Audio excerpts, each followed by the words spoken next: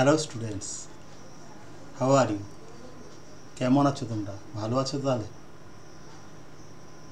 যাই হোক, আমরা এখন লকডাউনের না পরোক্ষ লকডাউন রেস্ট্রিকশানের মধ্যে আছি। তো তাই বলে পড়াশোনা বন্ধ রাখলে হবে না, আমাদের পড়াশোনা চালিয়ে যেতেই হবে। আজকে আমরা ক্লাস 9-এর লেসন 7 টম লুজেস আ টুথ এই টেক্সটটা পড়ব। আমাদের রাইটার হচ্ছেন মার্ক টুয়াইন। আমরা লেখক সম্পর্কে প্রথমে একটু জেনে নেব। দি অথর অ্যান্ড দ্য টেক্সট।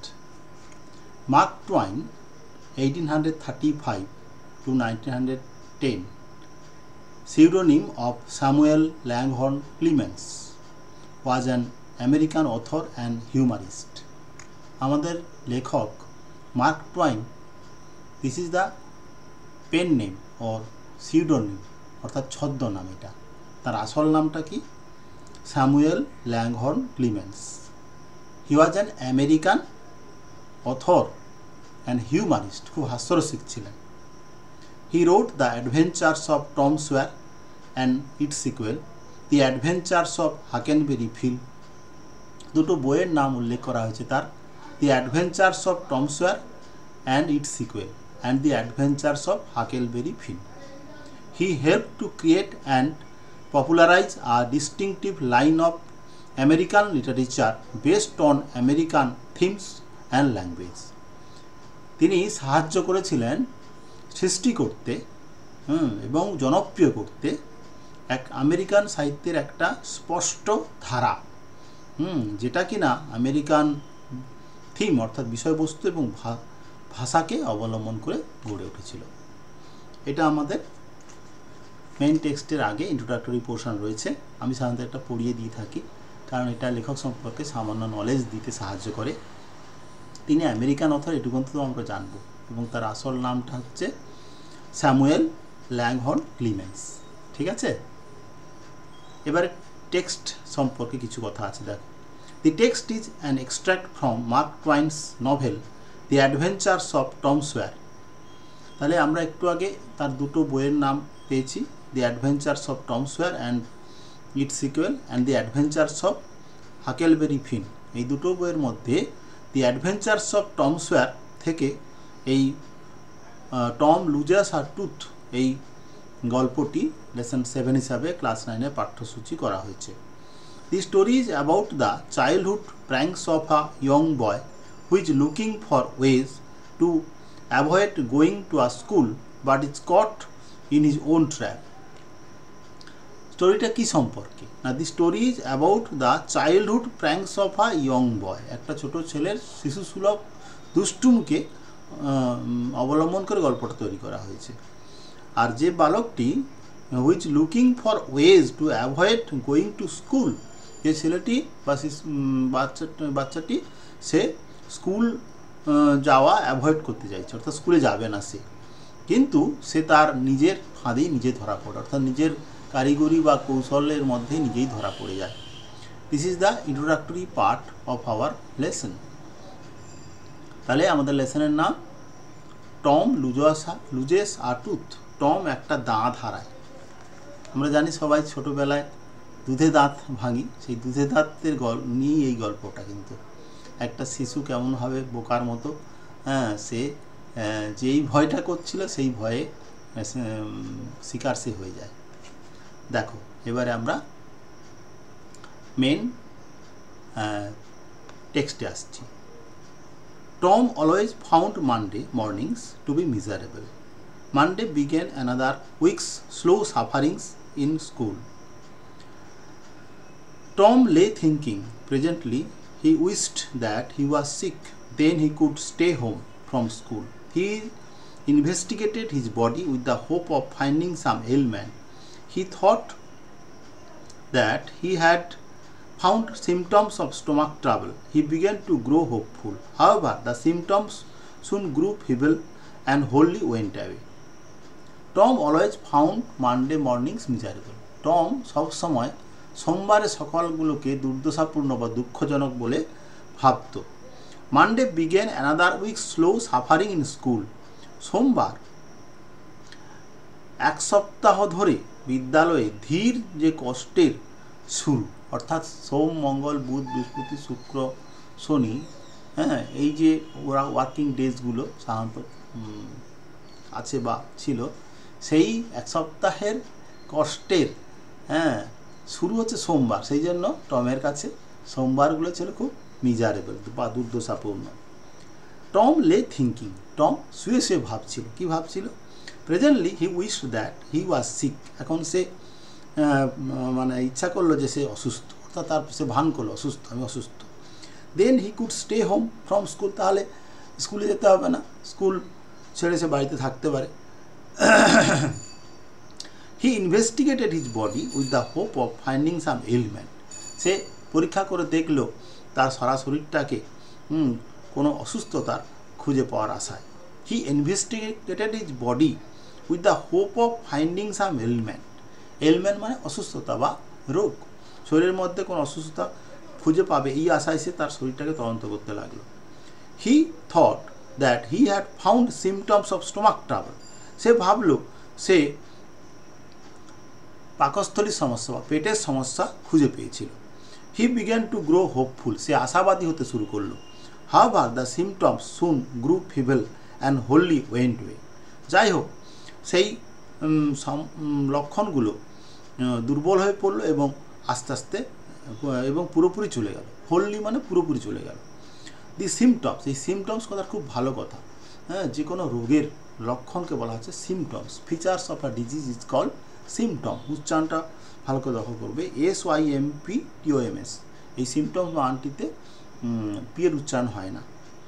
তাহলে আমরা ফার্স্ট এবং সেকেন্ড প্যারায় কি দেখলাম?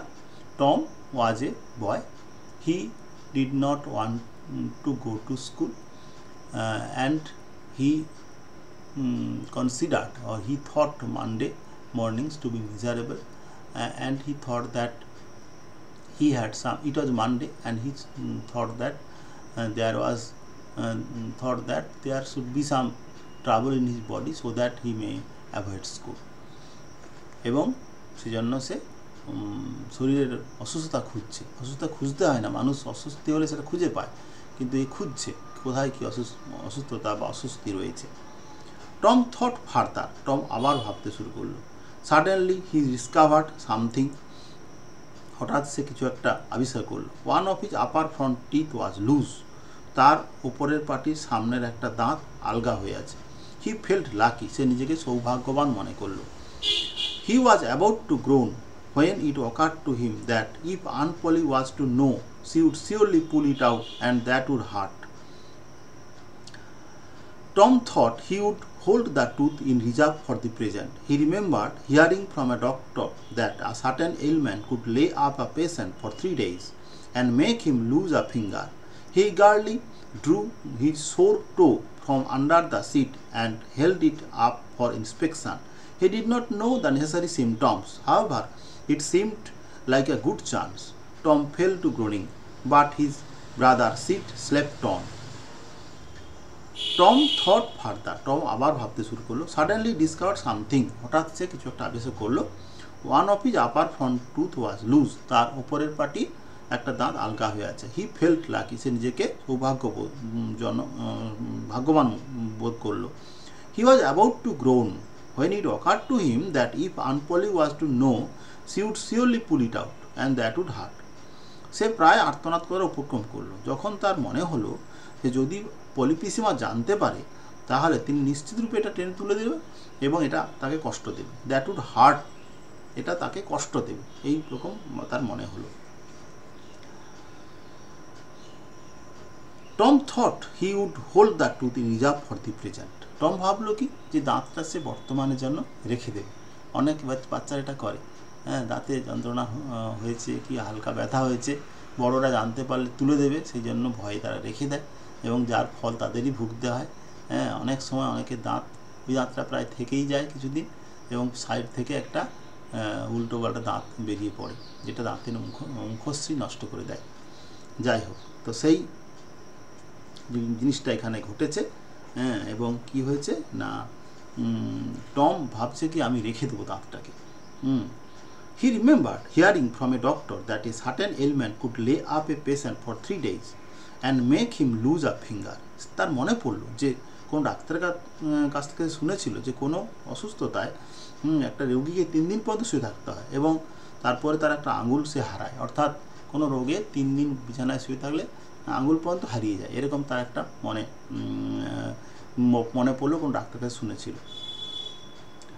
He eagerly drew his sword toe from under the seat and held it up for inspection. সে আগ্রহ সহকারে, ইগারলিটা আন্ডারলাইন করো, তার ব্যথাপূর্ণ পেইনফুল টোটাকে বেডশিটের তলা থেকে বার করলো এবং এটা তুলে ধরলো তদন্ত করে দেখার জন্য, পরীক্ষা করে দেখার জন্য। দেখো ডান দিকের ছবিটা পেজ 51-এ সেই ছবিটাই দেওয়া আছে, সে শুয়ে শুয়ে তার টোটা তুলে দেখছে।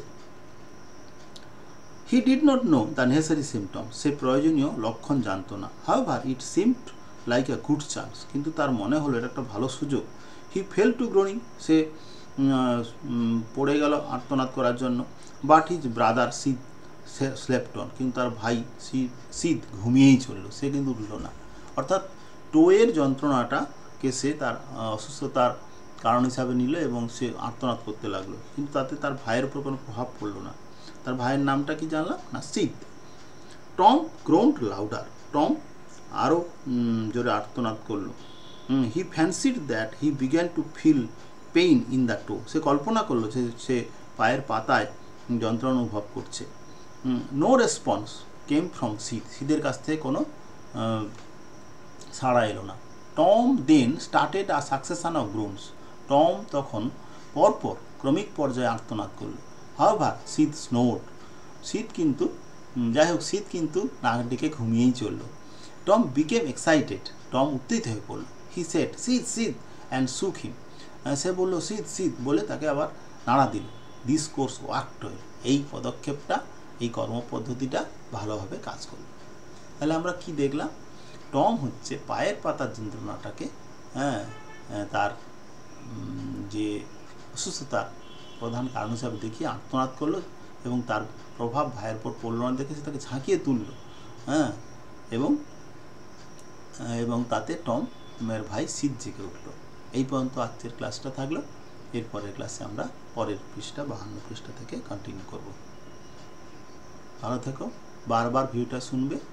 আর আমার ইংলিশ প্লাস নামক যে একটি online English app Google play স্টোরে পাওয়া যাচ্ছে, সেটাকে তোমরা ডাউনলোড করে আরও বেশি করে ইংরেজি পড়ার সহায়ক নানা রকম ভিডিও এবং ম্যাটেরিয়াল নেবে এবং অনলাইন পরীক্ষা দেওয়ার যে ব্যবস্থা রয়েছে সেটাকে তোমরা গ্রহণ করবে। তোমরা যদি কিছুমাত্র উপকৃত হও তাহলে আমি কিন্তু আমার শ্রম সার্থক মনে করব। ইংলিশ প্লাস গুগল প্লে স্টোরে দেখবে একটি কম্পিউটার দেওয়া এবং ইংলিশ প্লাস উপরে গল্প লেখা হয়েছে, সেইটা ডাউনলোড করবে। ঠিক আছে, থ্যাংক ইউ।